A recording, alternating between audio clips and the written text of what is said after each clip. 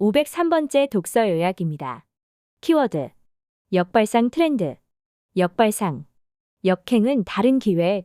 책 정보. 제목, 역발상 트렌드 2023.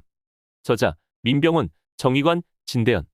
출판일, 2023년 3월 20일. 상상 빌더 한 줄 요약. 위기의 순간 역발상에서 기회가 온다. 책 소개. 매년 트렌드 책들이 말 그대로 쏟아진다. 단행본으로 트렌드 책이 이렇게 많이 나오는 시장은 전 세계에서 우리나라밖에 없다. 이제는 트렌드와 트렌드 책, 어느 것이 먼저 생겨나는지 분간하기조차 어렵다. 정부 기관 내 정책 홍보와 주요 대기업 국내외 스타트업의 마케팅 및 컨설팅을 담당해 온 이 책의 저자들은 트렌드 관련 일을 하며 가장 많이 받는 질문이 하나 있다고 한다. 바로 이런 트렌드가 있다는데 진짜 이런 시장이 있나요? 이다. 있다고 하니까 있다고 믿는 것, 그것이 지금 트렌드의 실상이다. 트렌드는 하나의 흐름이고 현상인데 트렌드가 곧 시장이라고 이야기하는 책들로 인해 메가 트렌드가 생겨난다. 모두가 한 방향만 바라보는 탓에 과도한 경쟁 위험에 놓인 지금 역발상이라는 새로운 전략이 필요하다. 저자들은 이 메가 트렌드들이 안고 있는 한계점과 역효과를 빅데이터 분석 기반으로 짚어보고 각각의 대안으로 15가지 역발상 트렌드를 제시한다. 메가 트렌드의 그늘 속에 가려져 있던 역발상 트렌드를 발견하고 방향을 전환한다면 오늘의 위기는 내일의 기회가 될 수 있을 것이다. 책에서 얻은 내용. 트렌드와 시장은 일치하지 않는다. 우리가 트렌드와 관련해서 가장 많이 듣는 질문은 이런 트렌드가 있다고 하는데 정말 그 시장이 있나요? 이다. 그에 대해서는 똑 부러지게 답변하기 어렵다. 어떤 트렌드가 있다고 해서 그 트렌드를 공유하는 사람이 얼마나 있고 또 그 트렌드를 중심으로 어떤 비즈니스가 일어나는지는 거의 알 수 없다. 있다고 하니까 있다고 믿는 것, 그것이 우리가 알고 있는 트렌드의 실상이다. 이런 문제가 발생하는 근본적인 원인이 바로 트렌드 책의 범람에 있다. 트렌드는 흐름이고 현상일 뿐인데 너무 많은 트렌드 책이 매년 시장과 소비에 대한 목소리를 높이다 보니 트렌드가 곧 시장이라는 공식이 생기기도 한다. 그러나 트렌드가 시장이라고 착각하고 달려들면 큰 손해를 볼 수 있다. 트렌드를 너무 맹신하다가는 없는 시장, 신기루에 불필요한 재원을 낭비할지도 모른다. 너도 나도 트렌드만 쫓다가 오히려 과도한 경쟁에 빠져들 위험이 있기 때문이다. 열정 경제는 기존 고객이 아닌 신규 고객을 창출한다. 이렇게 특정 세대에만 초점을 맞추지 않고 새로운 기술에 대한 두려움을 극복한 사람들의 시대를 보면 다양한 곳에서 열정 경제가 형성되고 있다는 것을 알 수 있다. 모든 연령대, 특히 10대, 40대, 50대에서 100% 이상 성장하고 있는 온라인 취미 클래스와 그 클래스의 콘텐츠를 제공하고 있는 다양한 사람들에 주목해야 한다. 또한 종이책을 즐기기 시작한 젊은 연령층과 틱톡, 라이브 커머스를 즐기기 시작한 고연령층을 살펴보면 모두 기존 고객과 다른 신규 고객의 시장을 열어주고 있다는 점을 파악할 수 있다. 사실 최근 3년간 많은 업계에서 마케팅을 할 때 신규 고객을 유치하기보다 기존 고객을 유지하는 것에 초점을 맞춰왔다. 급변하는 경제 환경에 따라 경영 전략이나 마케팅 전략을 보수적으로 수립할 수밖에 없었고, 그래서 기존 고객 관리에 더 집중해 왔던 것이다. 하지만 시대가 달라졌다. 이제 각 업계에서 눈여겨보지 않았던 사람들, 열정 경제를 추구하고 있는 다양한 연령대의 사람들에게 주목할 때가 왔다. 새로운 비즈니스는 그곳에서부터 열릴 것이다. 우리는 호모 이코노미쿠스이다. 전문가들은 위기 때에 당연히 경고를 해야 하고 보통 사람들은 보수적일 수밖에 없다. 하지만 한편으로 우리는 활발한 경제 활동 속에서 즐거움을 느끼는 인간. 호모 이코노미쿠스 호모 에코노미쿠스이다. 그래서 사람들은 소비를 당장 줄이기 어렵다. 아주 적은 금액의 돈은 아낄 수 있겠지만 쉽지 않을 것이다. 왜냐하면 톱니 효과 레치드 에펙트 때문이다. 이 이론은 소득이 늘어날 때 소비도 그만큼 늘어나지만 반대로 소득이 줄어들 때는 소득이 감소하는 것보다 훨씬 적게 소비를 줄인다는 이론이다. 결국 한번 커진 씀씀이는 돌아오기 힘들다는 뜻이다. 거시적으로도 그렇다. 존경받는 투자자로 알려져 있는 켄 피셔 인베스트먼트 회장은 최악의 투자 심리를 보이는 불신의 비관론이 팽배할 때 시장은 완벽한 경기 개선 신호 전에 회복의 시그널을 보인다고 주장했다. 즉 위기 때가 투자의 적기라는 것이다. 그래서 불경기의 부자가 되고 싶다면 비관주의자가 아닌 경기 침체를 잘 활용할 줄 아는 똑똑한 기회주의자가 되어야 한다. 소비 경험은 대체되는 것이 아니라 복합적으로 믹스된다. 코로나19 팬데믹을 겪으면서 소비자들이 가장 중요하게 깨달은 것이 있다. 쇼핑을 할 때 온라인의 편리함과 오프라인의 소중함을 동시에 느낀 것이다. 이제 온라인과 오프라인 소비를 둘 다 포기할 수 없는 상황이 되었다. 온라인에만 집중하다 보면 오프라인이 줄 수 있는 체험 요소를 잃게 될 것이고, 오프라인에만 집중하다 보면 온라인이 줄 수 있는 정보의 양에 밀리게 될 것이다. 글로벌 트렌드 기업인 ITD 코리아의 이창욱 대표는 소비자는 팬데믹 기간 동안 참아왔던 창조적 욕구를 마음껏 발산하고자 할 것이다. 그래서 기업과 브랜드는 이들의 기대에 호응할 수 있는 복합적인 소비 경험을 제공해야 한다고 했다. 소비자의 창조적 욕구는 어디로 분출될까? 기업은 어디에서 그 욕구를 해결해 줄 수 있을까? 바로 믹스버스이다. 믹스버스란 현실 세계와 가상 세계가 뒤섞인 세계, 어느 세계가 실제인지 알기 어려울 정도로 경계가 허물어진 세계를 말한다. 세계 최대 크리에이티브 축제인 칸 라이언즈 캔스 라이언스는 믹스버스의 세계관에 대해 경험의 경계가 모호해지는 빅블러의 시대가 도래했다고 언급했다. 미디어 편식을 멈추고 골고루 영향을 흡수하라.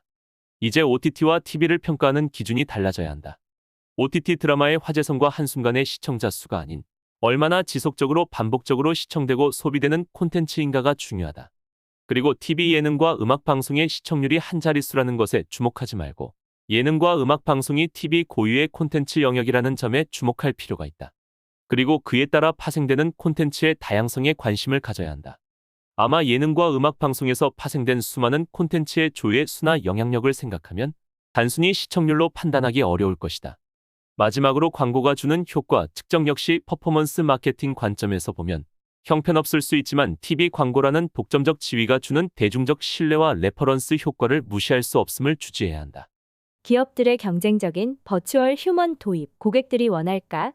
메가 트렌드인 버추얼 휴먼, 그리고 기업들의 집중적인 투자 이면의 각종 사회적 문제를 내포하고 있는 현실을 바라보면 지금이야말로 효율만을 위한 버추얼 휴먼에 대한 진지한 고민이 필요한 시점이라고 할 수 있겠다. 현재는 버추얼 휴먼 대부분이 공급자의 니즈에 의해 탄생하고 있으며 개발자들도 그 니즈에 발맞추고 있는 상황이다. 버추얼 휴먼은 오늘날 기업을 위해 완벽하게 활동하고 있다. 하지만 이런 상황들이 고객들이 원하는 상황인지, 그리고 고객들에게 적합하고 적절한 버추얼 휴먼이 사용되고 있는 것인지 고민해봐야 할 때이다. 버추얼 휴먼이 소비의 대상에 머무를 것인가, 인간 중심의 서비스를 제공하며 발전할 것인가에 따라 이 기술의 미래는 크게 달라질 것이다. 넥스트즈 인베스트먼트 넥스트 인베스트먼트의 이호진 상무는 버추얼 휴먼에 대해 이렇게 이야기한다. 이미 기술 수준은 고도화되었고 가격의 장벽도 사라지고 있는 상황이다. 버추얼 휴먼은 그냥 만들어서 광고 모델을 대체하는 개념이 아니다. 이제 정말 수용자들이 공감하고 수용자들과 상호작용할 수 있도록 마치 엔터테이너를 키우는 것처럼 성장시켜야 한다고 생각한다. 버추얼 휴먼의 미래는 고객들이 원하는 방향으로 제작되고 활용되어야 한다는 것이다. 정부의 역할에 주목하라. 블록체인의 탈중앙화 철학은 정부와 기존 금융시장에 대한 불신이 기여한 바도 크다. 중앙에 의한 금융통제가 일부 기득권 세력에게만 유리하게 작동한다고 생각되어 왔기 때문이다. 또한 합리적이지 못한 일부 주식시장의 흐름들 역시 이러한 불신을 더 크게 키우고 있다. 기술로 세상을 바꿔온 엔지니어들은 불합리한 세상을 보다 합리적으로 만들 수 있는 기술로서 블록체인 기술을 고민한 것이 아니었을까. 그러나 안타깝게도 완벽한 시스템이란 존재하지 않기 때문에 수많은 시행착오를 겪고 있다. 이러한 시행착오를 통해 블록체인 시스템은 계속적인 발전과 진화를 거듭해 가야 한다. 이를 위해 앞서 언급한 어려운 기술과 부족한 대중성, 기술의 표준화와 안정성 확보, 중앙화와 탈중앙화 사이에서의 딜레마라는 숙제들을 해결할 필요가 있다. 아이러니하게도 이러한 숙제들을 해결해 줄 수 있는 가장 적합한 적임자가 바로 정부이다. 정부에서 먼저 블록체인, NFT 기술에 대한 충분한 연구를 바탕으로 자연스럽게 생태계를 성장시킬 수 있는 정책적 제안을 해야 한다. 이 중에서도 무엇보다 필요한 것은 바로 블록체인 기술에 대한 대중의 이해도를 높이는 일이다. 사회적으로 더 건강한 토론을 하기 위해 블록체인 기술을 교육하고 이로 인해 발생할 수 있는 문제 혹은 피해 사례들에 대해 적극적으로 알릴 필요가 있다. 블록체인 기술에 대한 사람들의 이해도가 높아지면 보다 성숙한 커뮤니티가 만들어질 것이다. 그리고 성숙한 커뮤니티만이 성숙한 웹 3.0 생태계를 만들 수 있다.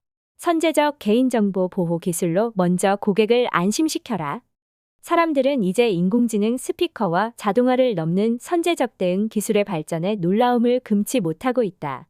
반면 이러한 기술들이 얼마나 사용자의 개인정보를 안전하게 보호하고 있는지에 대한 관심도 동시에 가지기 시작했다.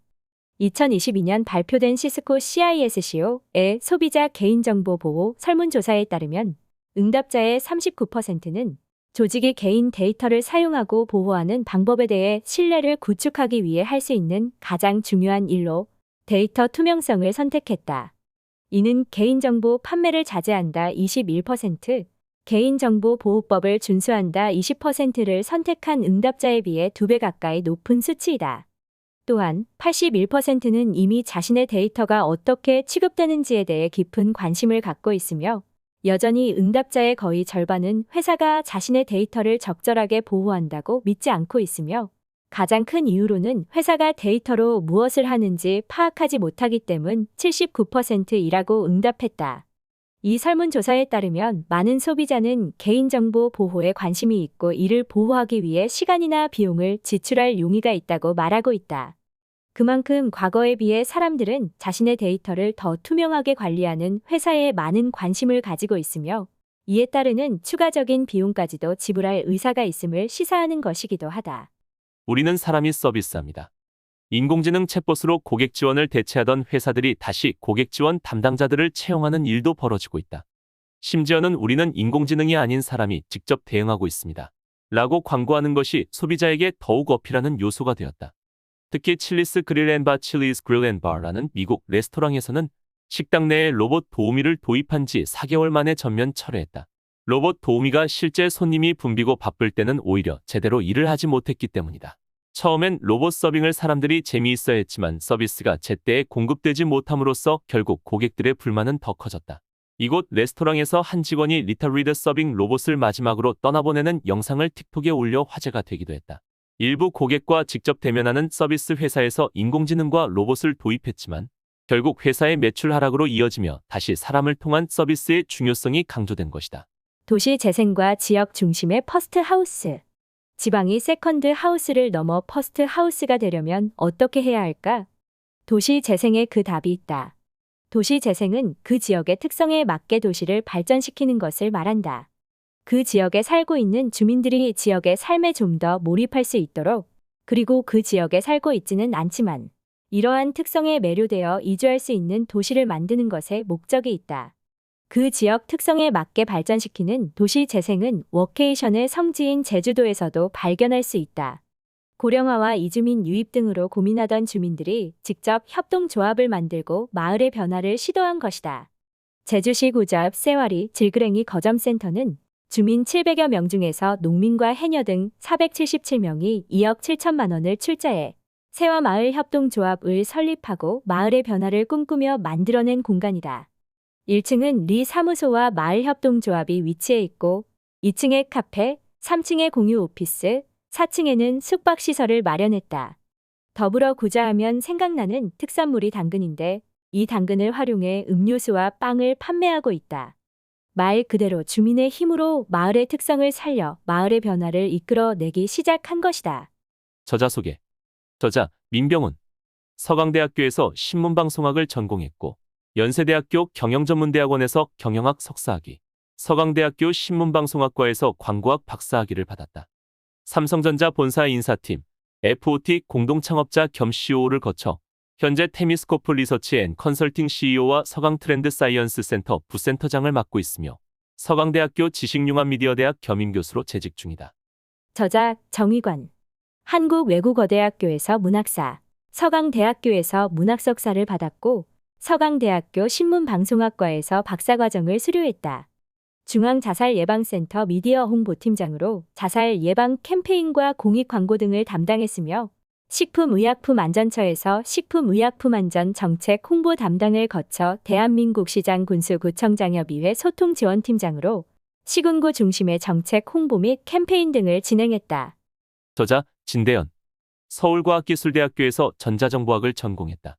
에버노트, 체그, 으음 등 실리콘밸리 기업의 APAC 사업 개발을 맡았으며 플로우, 어웨어 등 스타트업의 성장을 돕는 비즈니스를 담당해왔다. 현재는 협업툴 콜라비의 CEO로 일하고 있다. 지금까지 상상빌더였습니다. 감사합니다.